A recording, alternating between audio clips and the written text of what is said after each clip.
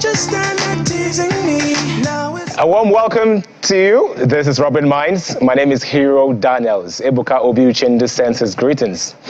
It's exactly 13 days to the elections, and trust me, Nigerians are ready to go to the polls and vote for their favorite candidate. It's been a very tough week for Nigerians. In fact, the past 2 weeks have been very tough for Nigerians. From this fuel scarcity to naira scarcity, it looks like it's getting better because I did notice that the queues are not as long when it comes to getting fuel. But we just hope that the federal government will get on top of it and really just solve this even before the election. The big question on everybody's mind is who is going to be the Messiah, who is going to be the hero, which candidates can truly get Nigeria out of the place where we currently are to a place where we ought to be, which candidate will promote equity, fairness, justice, and most importantly, which candidate has utmost respect for the rule of law. With me in the studio, I have Ababiaka Ahmed, who will be representing the APC. He is a member, Youth Mobilization, APC, PCC. Welcome to the program. Thank you for having me. I also have a very active Nigerian representing the Labour Party, Maureen Kabrik. Yeah, thank you so much for having me. I am representing myself, fellow Obedience, and fellow Nigerian citizens who are yearning for a change. I'm not a member of the Labour Party, but I am a Nigerian citizen that desires to see change happen come February 25th, 2023. Thank you. Okay, so we'll also have people from other political parties join us in the course of the show. But let's get straight into the youth debates. So I'm going to start with Ahmed. We've heard all of the promises that your candidate, keeps telling Nigerians. What is the core objective, or what do you think is the unique selling point of Bola Ahmed Tinubu? Well, thank you once again for having me. And it's a great opportunity also for me to present the superiority of the ideas and manifesto of the renewed hope agenda of Asiwaju Bola Ahmed Tinubu.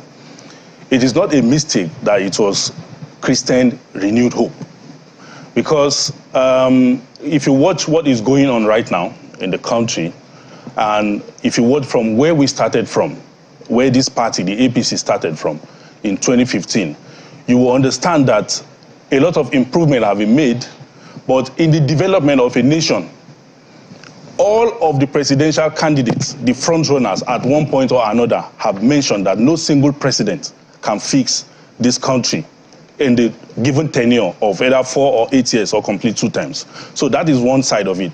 But if you want to check from where we are coming from again, I think it is instructive again to observe that these 4 presidential candidates, the front runners, I'm talking about the Labour Party candidates, Mr. Peter Obi, Mr. Asiwaju Bola Ahmed Tinubu, Atiku Abubakar, and Rabiu Kwankwaso.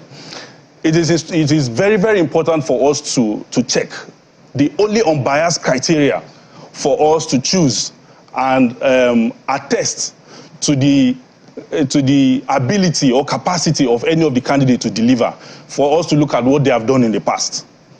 They've all held public offices as governors and vice presidents. So I think it is very, very important for us to go back to the records and check. This is not about rhetoric. This is not just about a talking point. This is not just about public speaking. It's about the reality on ground, undeniable reality, verifiable realities of what has happened and what we are expecting as a result of the experiences we've had. Lagos State, for instance, Asiwaju Bola Ahmed Tinubu, nobody will deny the fact that Lagos State is the only state that is economically viable and independent in this country as we speak right now. And it has everything. It has the hand of Asiwaju Bola Ahmed Tinubu on it. When he came into office in 1999, the IGR of Lagos State was 600 million. We should not shy away from these important issues. The IGR of Lagos was 600 million. It could barely pay civil servants' salaries. But 8 years down the line, he left the IGR at 5.5 billion.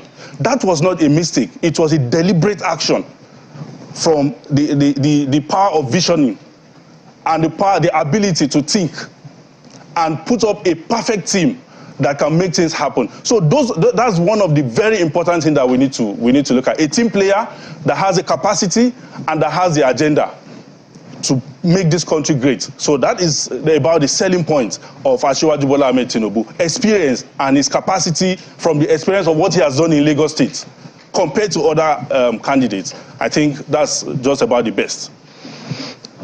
All right, thank you very much.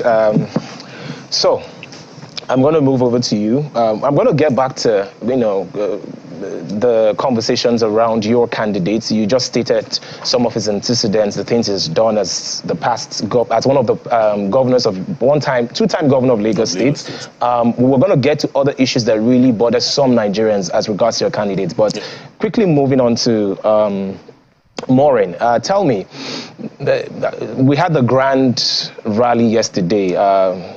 Labour Party had the grand rally yesterday, and it was all over social media. And this was the final rally for the campaigns.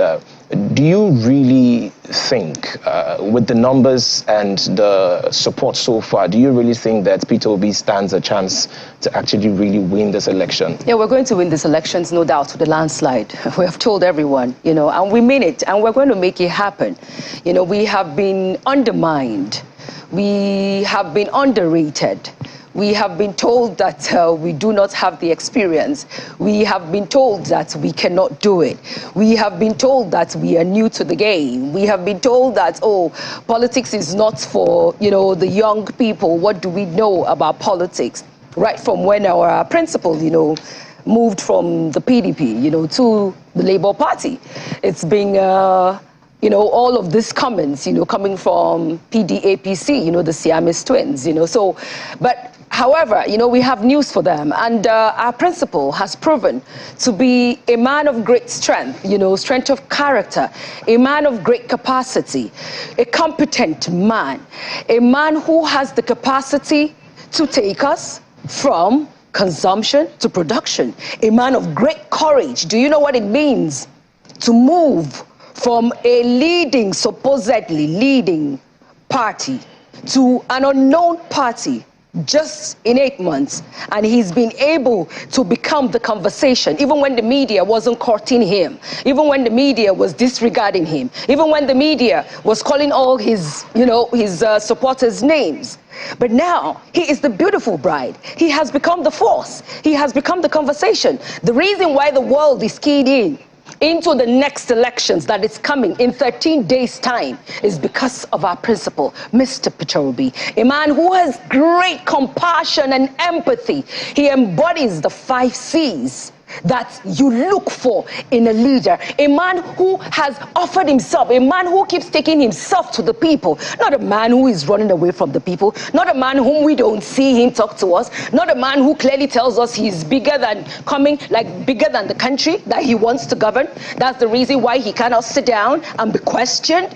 But Peter Obi has made himself available to the people. Yesterday was electrifying. I came all the way from Abuja to Lagos. I had told myself that whenever the date for Lagos rally is fixed, I, Maureen Buriat Kabrak, would be in attendance in that rally. Because for me, Lagos must understand that at the end of it all, their people are speaking, and they are speaking loudly. And they're saying that whom they have had as a godfather in Lagos for 23 years, they're going to retire him and all the structures that they have around them. And not just that, we, the people of Nigeria, we're also speaking loudly that we're not just going to retire the one godfather that has lasted for 23 years, but that we're going to retire the entire establishment of APC that has held us in captivity, that has kept us in poverty, that has weaponized poverty, that even went ahead to steal palliatives that was given to citizens, not by them. It was bought by corporate bodies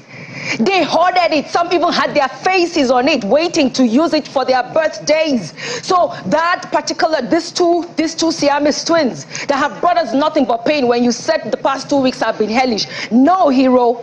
The past 8 years has been hellish. For Nigerians, there is no longer a middle class in Nigeria. It has been erased completely. And that is why we want to erase the APC too, so that we can begin to have a Nigeria that will function, a Nigeria that will work for all, a Nigeria that when we come out and we say we're Nigerians, people will be proud to hold that green passport, as our principal said, at Chatham House. And that is why we spoke loudly yesterday. The atmosphere, and I'm sure Lagos, Nigeria, and the world over heard us, and they heard us loudly. All right. Thank you very much, Maureen. I can feel the passion, and I could feel where you were coming from. Also, your candidate has a lot of youths and young people rallying around him. How would you say his popularity is amongst the older demography? And also, how would you rate his popularity in other parts of Nigeria? You know, there has been conversations around that in the grassroots in the north might not necessarily subscribe to P2B simply because of they probably haven't heard enough of him. You know, that's just the propaganda that the APC always put out. But our principal rounded up his rally yesterday in Lagos after he had visited all the other states, Abuja inclusive. And we all saw the turnout of people from the streets. Organic love, pure love. I come from Southern Kaduna. Going to Southern Kaduna was a last-minute decision from what I learned from the party. But when they got to Southern Kaduna, what did you see? My people showed up. Because for so many years, we have been disadvantaged. For so many years, we have been looking for a leader who will come and speak to us and tell us, I share in your pain. For so many years, we have been dislodged from our farms, from our lands. And he took himself there, and you saw the love. I have a supplier who supplies me products in Abuja. So when people say, oh, they don't know him in the north, he sent me 4 voice notes day before yesterday, because I came in from Abuja for in Hausa. I wish I could play it here for the world to hear. Deep words that he had for APC and PDP, PDAPC. And he said, Madam, I'm not sure I'm allowed to speak Hausa on the show here, but I would have said a few of his lines in Hausa. But he said, we're waiting. Myself, my family, my community, because he comes from Sokoto State. He imports products into the country. Now he can no longer do that because of the rate of exchange. Normally he will go back to Sokoto during the farming season. Then when the farming season is over, he comes back to Abuja and carries on importation of, the foreign goods he brings in. But it's practically impossible. He can't go to farm. Now he can't bring his products because dollars are not accessible to him. So what do you want people like? So there are, I tell you, the silent voters are in the majority. They are in that demography that you just mentioned, because we live in a cruel country where people are afraid to speak up. So people who are in that demography, probably because they've built businesses, or they just, oh, okay, I'm still a civil servant, I don't want to talk, oh, this, that. But trust me, they will hear them loud and clear. They have made up their minds, and 25th, those silent voters, that demography will march to their polling units, and with their PVCs, Peter's Voters Card, as we have named it, they will make their choice for a new order, for a new Nigeria that we have said is possible. Thank you. Okay, so Ahmed, I can see that you've been itching to talk. Let's take it from our conversation before we moved on to Maureen. You mentioned some of the antecedents of Bola Ahmed Tinubu. Yes. Some people would argue that, where Lagos is and what Lagos is was not simply just built by Bola Ahmed Tinubu. It was a collective effort of a lot of individuals. Taking it from that angle, your candidate is part of the ruling party. Yes. How difficult has it been selling his candidacy, knowing fully well that usually a ruling party is supposed to campaign on the goodwill or the existing goodwill of what the current president has done. Okay. But we've seen a discrepancy. You know, initially your candidate came out to say we'll consolidate on what Buhari has done. Yes. And then we've heard some people from your party say, okay, some people in our party are trying to sabotage whatever is going on. So can you deal with that current crisis, and why should Nigerians believe your candidates? Okay, well, I think we need to look at this issue again, like I said earlier, from where we are coming from. That is the experiences we've had with all these candidates, where we are currently and where we are going, talking about their manifesto. No single party, no ruling party in the whole world would want to work against itself. APC took over in 2015. From 2016 up till 2021 December, the usual fuel queues that we used to have in filling station never existed between 2016 and 2021.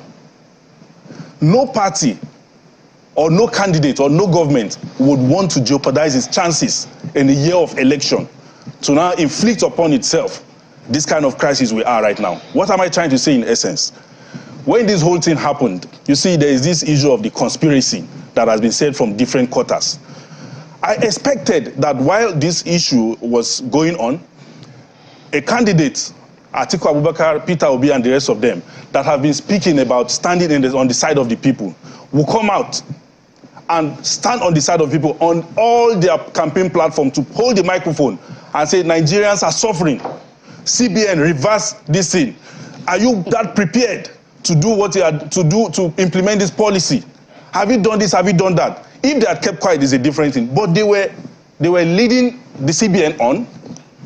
We all heard from the Kaduna State Governor, Nasir El-Rufai, is better informed. He said some people in the government, non-state actors, were conniving with some other people who perhaps were aggrieved about the outcome of the APC primaries, and they are doing this to Nigeria. So the utterances of Mr. Peter Obi and Atiku Abubakar on the ground that they were saying Nigerians should endure, Nigerians who are the filling station, it took Asiwaju Bola Ahmed Tinubu and APC governors to even play the role of opposition on behalf of the opposition. They stood on the side of the people. You just had the CBN governor saying that there's not enough paper to even print new notes after the advisory from the they have debunked that. No. I saw it on your news. No, wait. They debunked. They say anybody would debunk anything, depending on how the public accept it. No, depending on how the public perceive it. This was the outcome of the Council of State meeting. Now, this went on and on, but I would just like to leave that aside and talk about where we are coming from, talking about what Asiwaju Bola Ahmed Tinubu did. Everybody is talking about Lagos. CNN talked about Lagos as one of the best destinations for tourism in 2022. 20 best tourist destinations, Paris, Tokyo, Los Angeles inclusive. That was not a mistake. Every governor, you see, when these people talk about godfatherism and all that, every governor, including Peter Obi brought Willie Obiano from Fidelity Bank as MD Fidelity Bank. He was never in government. He brought him and imposed it on the people of Anambra State. Willie Obiano became governor. A year down the line, they had issues. Allegedly, because Peter Obi, the money that he said he saved, that he saved in banks, was meant to be shared on the 19th of October 2016. On the 19th of October 2016, Willie Obiano came out. It's in the newspapers. It's everywhere. That Peter Obi demanded for 7.5 billion from him as money he used to sponsor him for the governorship. Willie Obiano was not known to anybody in governance. Peter Obi refused to conduct local government elections 7 years and 10 months. He conducted local government election in Anambra State 2 months before he left office. That is not somebody that is prepared for governance at the top level. Asiwaju Bola Ahmed Tinubu was governor in Lagos State. He conducted local government election 3 times in the space of 8 years and created 36 LCDA so that governance will get to the grassroots. These are things we should be talking about, not these rhetorics about somebody is coming to say. There's no substance in appearing in all social media, in all media houses, churches or everywhere and start talking about what I will do. Meanwhile, you were governor for 8 years. What is the situation of Anambra today? If you say Tinubu was godfather in Lagos, has Lagos improved? The IGR of Lagos, that is just a simple indices for indicating what the progress of a country, of a state is. The IGR of Lagos was 600 million when he came. He left it after 8 years at 5.5 billion, established LIRS, established institutions, sustainable institutions that have grown that IGR to 57 billion as we speak. What is in Anambra? What has Peter Obi done in Anambra with Onitsha? One of the greatest assets that Africa can have. What has it done with Onitsha market? He is in Lagos, he lives in Lagos, attend night vigils in Lagos, does his family, his children, lives in Lagos. Anambra State is there.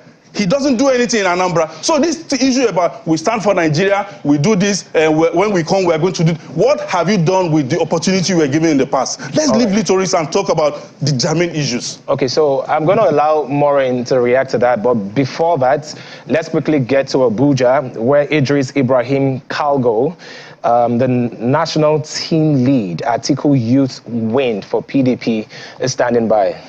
Hello, Idris. Welcome to the show. Hello, good afternoon. Good afternoon. So let's jump quickly straight into it. Your candidate has made certain promises to Nigerians. Why should we believe your candidate?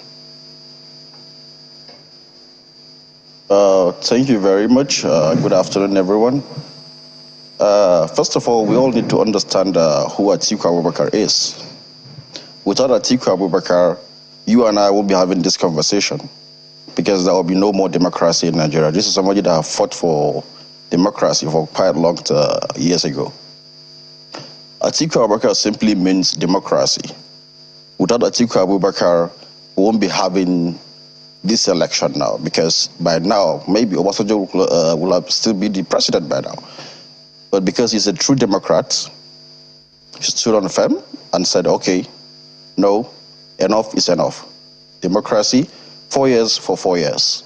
Highest time you can go is 2 times.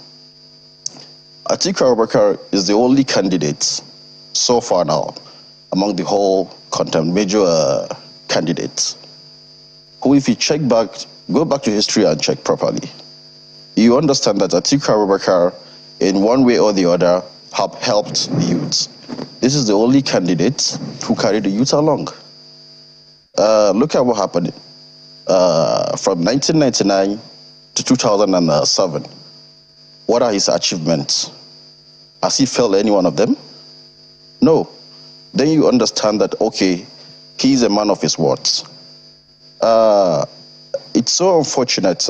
My sister, I think she's a poet. She reminds me of this program where kids tells by moonlight. You know, Nigeria is not, it's more than what you think of. It's not just about a candidate who believes in social media. No. We need a candidate who can stand for us. More especially the situation we find ourselves in this country now.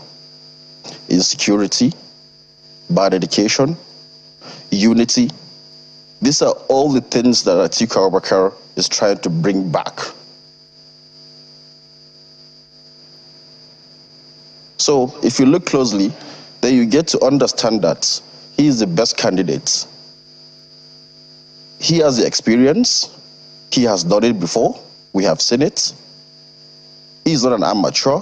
And if you're talking about a new Nigeria, you should understand that Peter Obi, there's nothing, I don't think you can call Peter Obi new Nigeria or something else, because he just left, he was with the PDP just recently.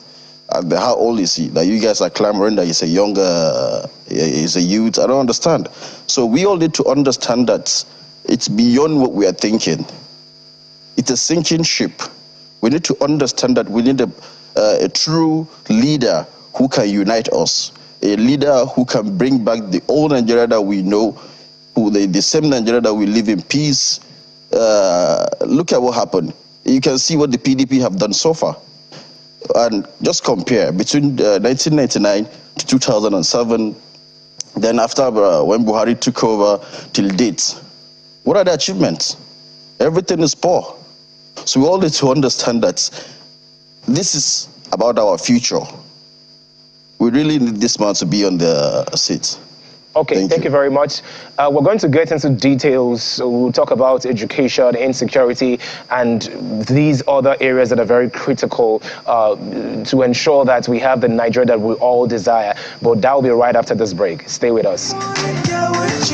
Don't just stand there teasing me. Now it's time to show and prove. Welcome back. This is Robin Minds. Before we went on the break, we were having a conversation, and it is the previous debate. And we've given the three political parties present here the opportunity to sort of sell their candidates, the Labour Party, PDP, and the APC. And I still have Idris standing by at Abuja. So we're going to continue that conversation. Idris, you had said that your candidate is the best for Nigeria. With the current crisis in the PDP, and he's known as the unifier. Atiku is being called the unifier. How much has that PDP crisis, the internal crisis, affected the concept of your candidates being the unifier?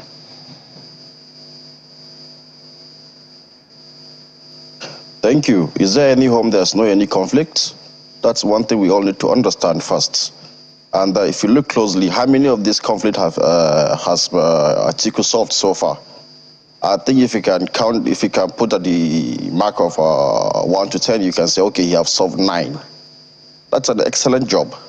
And as you can all see closely, more especially like the G5, these are all governors who are aggrieved one way or the other.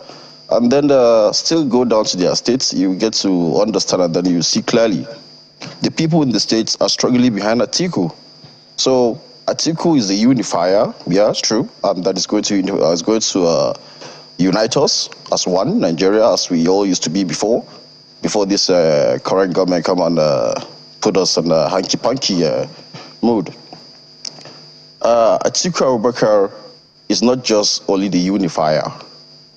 He's going to be a president for all. Not the kind of president that will just be for one-sided tribe or one-sided section of people. No. Why am I saying so? He's the only candidate, if you go to his house, you get to find out that everybody almost, you see an Igbo man freely living in his house, an Yoruba man living freely in his house, a Hausa man, and a Fulani man, a Tibi man. Most of his domestic workers are not even Fulani, no Hausas. So this is the kind of man that we want, because he believes in competency.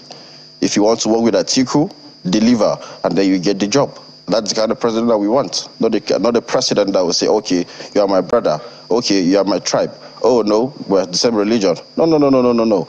We are on a sinking ship. At this point, what we need Atiku Abubakar, the unifier. Okay, we're going to quickly just talk about endorsements and how much it affects elections. Your candidate was vice president under Olusegun Obasanjo, and the former president has endorsed Peter Obi. How has that affected your campaign? Not in any way. We don't even see that as a headline. Obasanjo have only 1 vote. No, but people would believe that if somebody that he has worked with very closely does not endorse him, how are Nigerians supposed to trust his authenticity? Atiku's fault, it's simply because he stopped the 3rd term. And he would do it not even for Obasanjo, for even himself. He's fighting for democracy. He's fighting for you and I. He's fighting for our future. So that's the only crime Atiku committed. All right. So moving on, let's speak specifics. Currently, we have the highest number of out-of-school children. Our educational sector is really in shambles, and it's almost as if it's worse off. In fact, it is worse off under the government of APC. And this is not. I'm trying as much as possible so it doesn't look like anybody's partisan here. We're stating facts and we're stating figures. Unemployment rates has also worsened. It's I think it's about 33%, with the highest youth unemployment ever. I'm going to direct the question to you, the candidates, the representative of the APC. But before we go to that, let me quickly introduce Segun Ebitomi, who is a member of the Labour Party Presidential Campaign Council. Welcome to the show. Nice having me here. Thank you. Thank you so much for coming. So, Ahmed. Yes. Your candidate is obviously campaigning under the ruling party. Yes. Specifically, what will he do about education, and how will he solve this educational crisis that we're having in this country? Okay, I would like to speak to that from two different angles, or three if you like. First was what he did when he was governor of Lagos State, the innovative ideas he brought about. He was the first governor in Nigeria where, you know, the PDP rep was talking about detribalized, all that. You know, Asiwaju Bola Ahmed Tinubu was one of the foremost Nigerian in governance, in democracy, not the military era, in democracy, that has shown the highest level of acceptability and hospitality to everybody, all tribes and ethnicity in Nigeria, religiously too.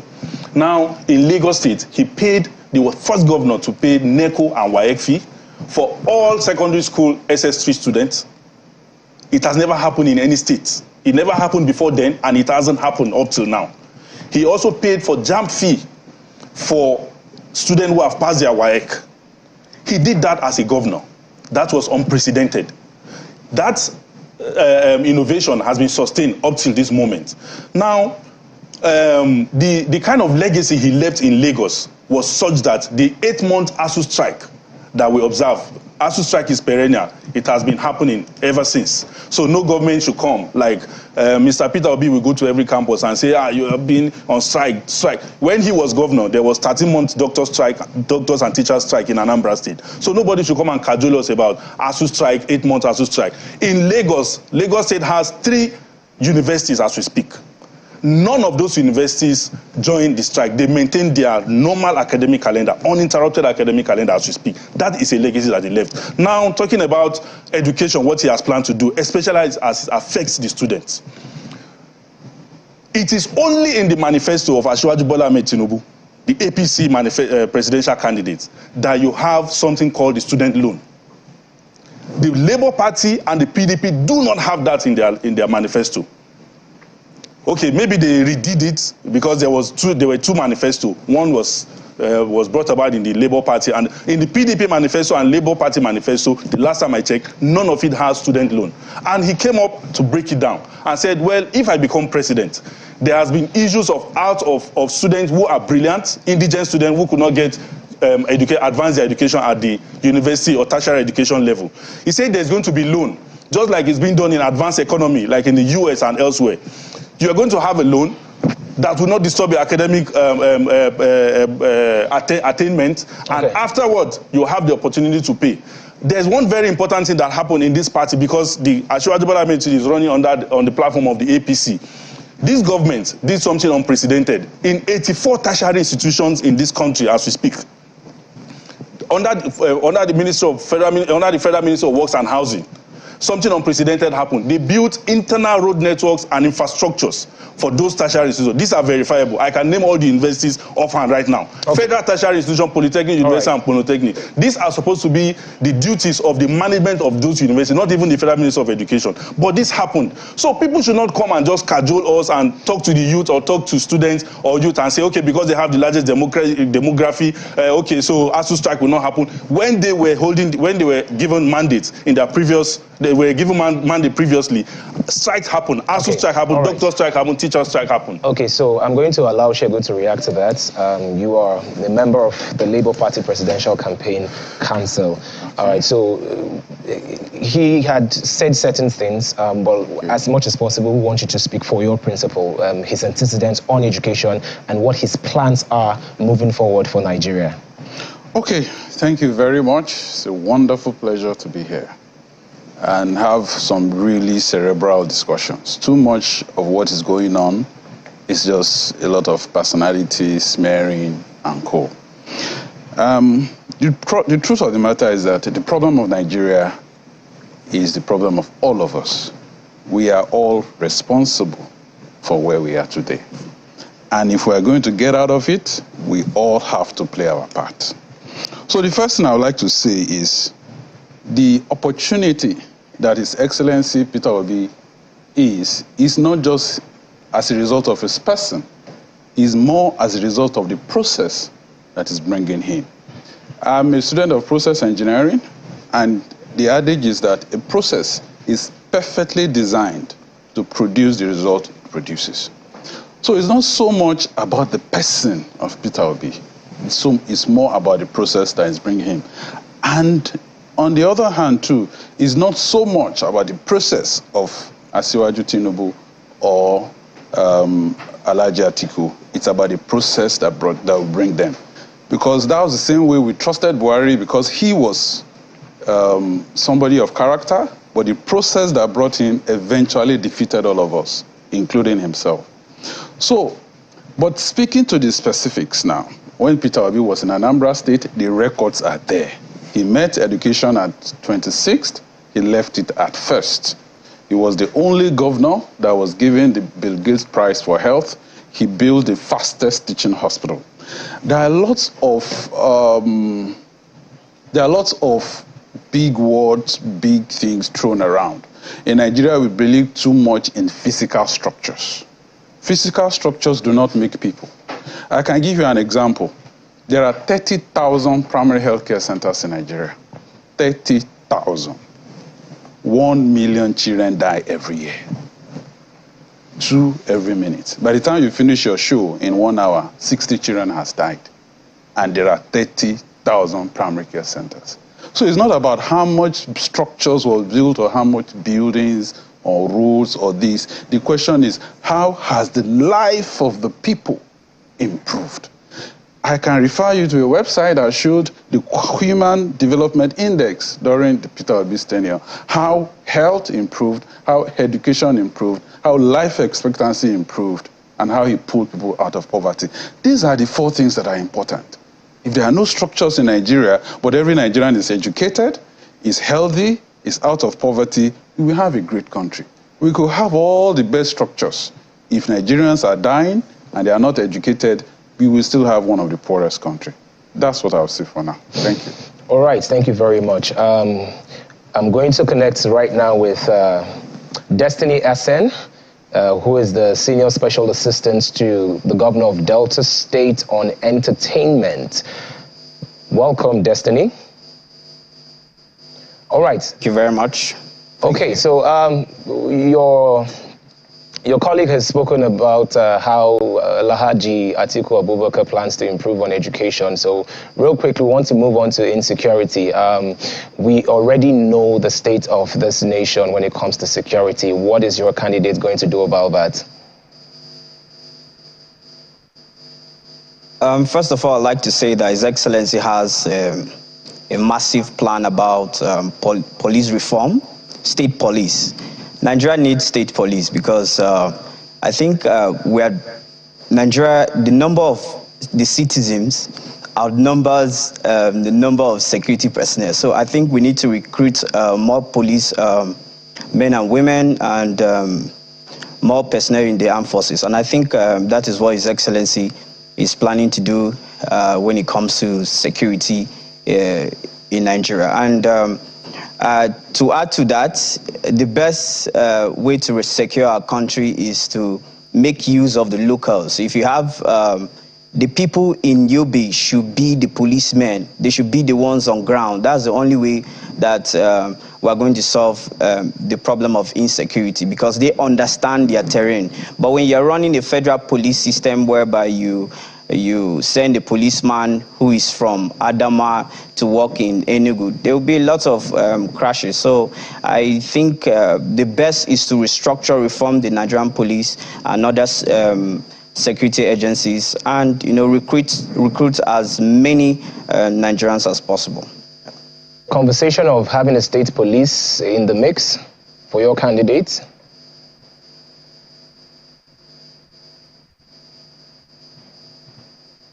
Destiny?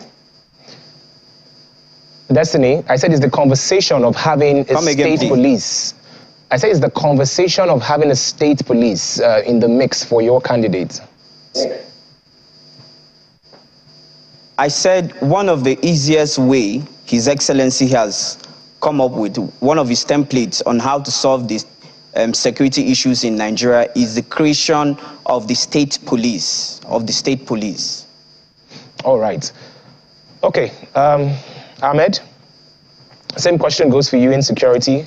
Your candidate is running under the platform of APC. Yes. And we've seen the results. It doesn't look like APC has done so much with security. Okay, talking from the angle about what my candidate, Asiwaju Bola Ahmed Tinubu, did in Lagos. Lagos was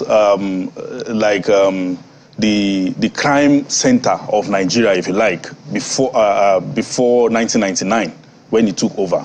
But you see, he was talking about state police. It's just one of the instrumentalities of bringing about security or tackling insecurity in the state. There is a police formation called RRS, Rapid Response Squad, in Lagos.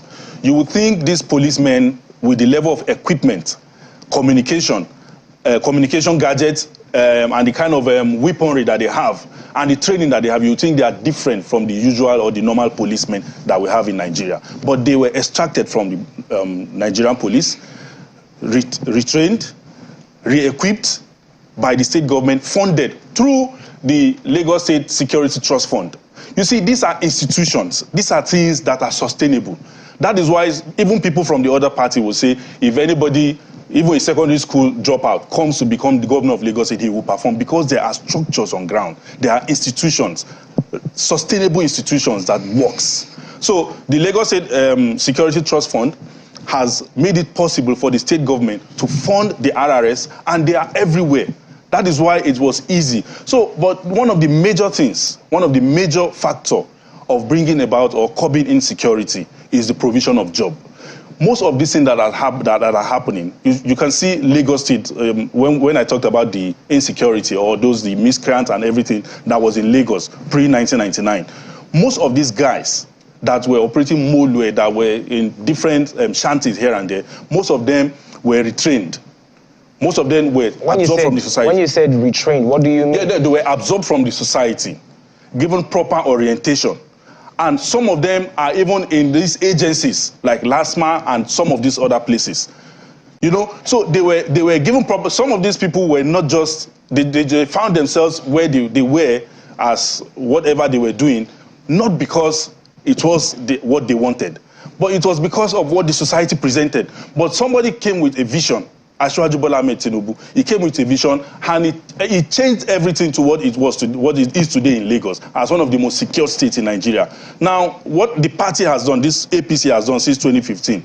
Before 2015, a huge part of the Northeast was taken over by Boko Haram with their flags here and there. Now, security is a moving target. It's not just insecurity is a moving target. If you want to solve it, you can't just solve it by saying, okay, because you cop this one. It will always pop up in one way or the other. Now, Boko Haram has been decimated. People can have other views, but Boko Haram has ended. We have another challenge in our hands, and that is banditry, the kidnapping and some other things that are going on. But the main issue about Boko Haram, this government has solved, and a lot of jobs have also been created. It will pull people out of poverty. We're running out of time. There's a conversation I wanted us to have, because you did say that some people, were pulled out and they were retrained and reabsorbed. I know you had a personal but no, it's nothing personal. I just wanted to state the obvious. But quickly, because of our time, we're going to move on to Shegun. So Shegun, tell me, what plans?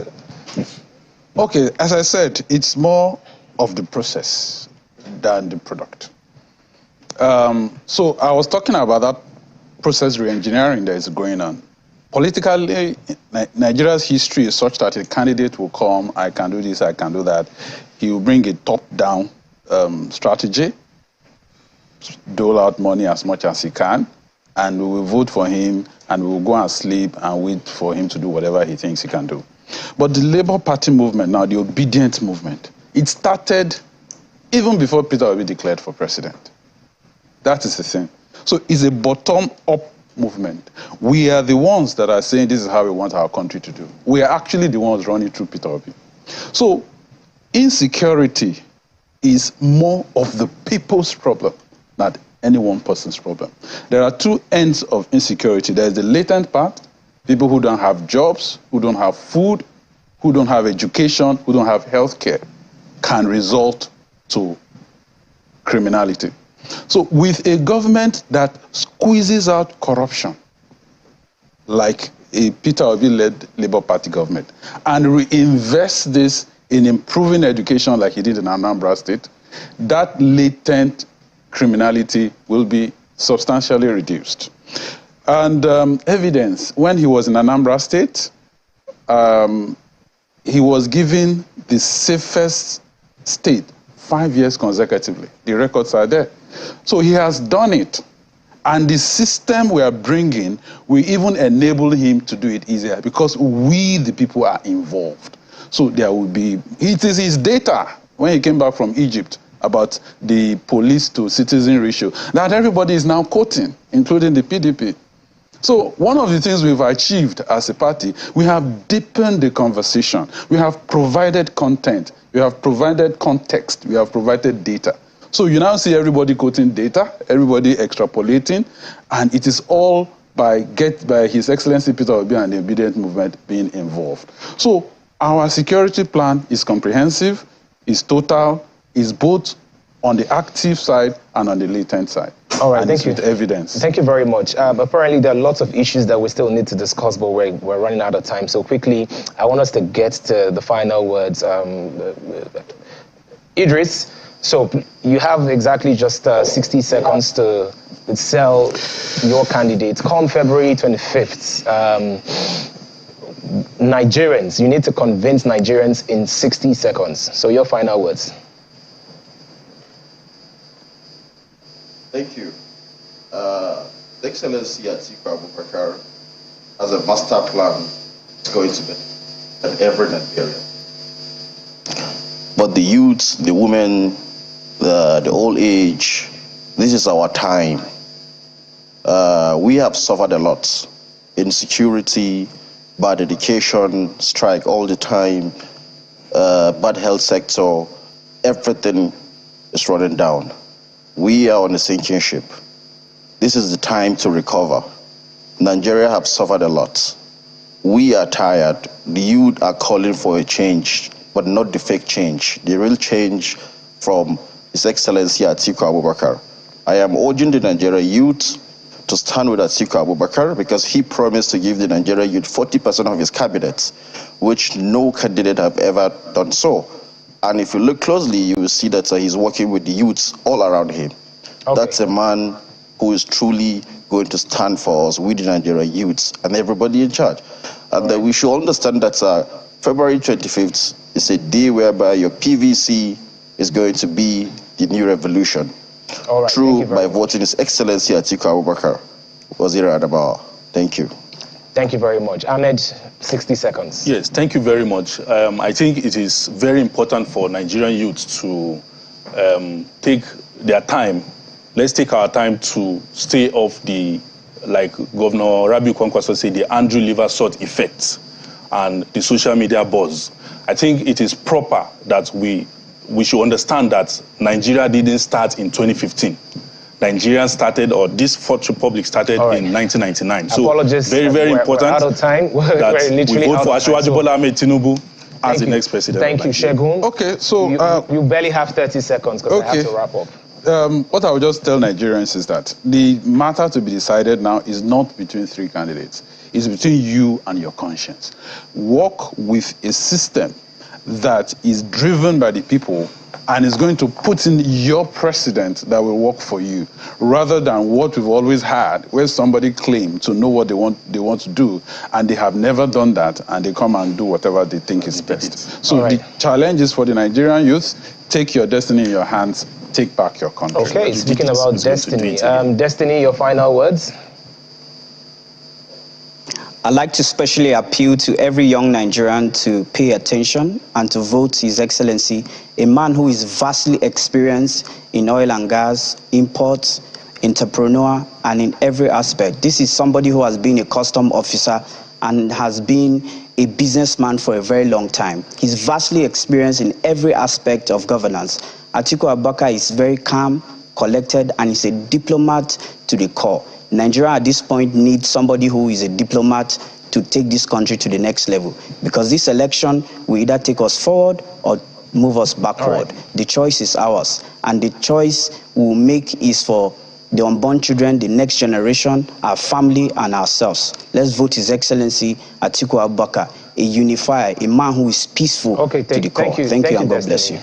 Thank you very much. I appreciate it. And I'd like to say a big thank you to all my guests. Thank you, Ahmed. Thank you. A big thank you to you, Shagun. Thank you, Destiny. And of course, thank you, Idris. And also, Maureen, thank you so much for gracing our show. We're just 14 days away. 14 days away. My closing remark would be the same as my opening remark, which is whomever you vote, make sure is a candidate that will promote equity, a candidate that will promote justice, fairness, and the candidate, most importantly, that has respect for the rule of law. My name is Hero Daniels, and I'll see you next time.